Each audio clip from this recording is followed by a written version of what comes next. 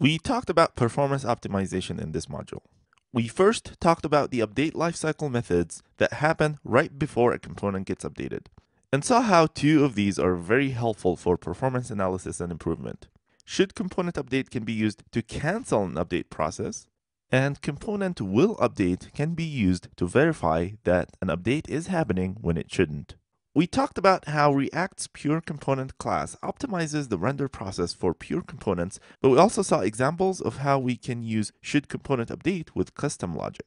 We looked at using Chrome's Performance tab to visualize what's going on with the application and saw how React has a special React Perf flag that provides a user timing section in the recorded performance which visualizes the mount-unmount update operations for every component in the app. React has another very handy tool to look at the performance of components, especially when they get updated, and that is the Perf add-on. This tool allows us to start and stop measuring certain things about a React application, and then it will report those things out nicely. One helpful thing that it measures is the wasted renders, which is when a component is being re-rendered, but its output remained exactly the same.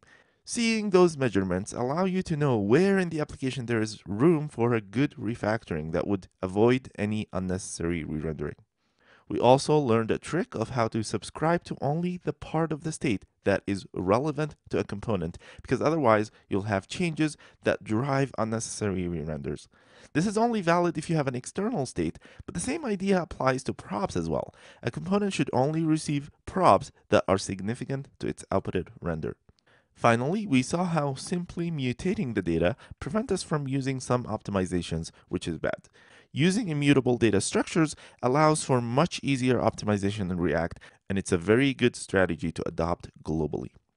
In the next and final module, we'll go over some best practices for deploying React applications to production. This also falls into the performance optimization category, but it's not an optional one. Running a React application in production without optimizing its build is a bad idea, and I'll tell you why in the next module.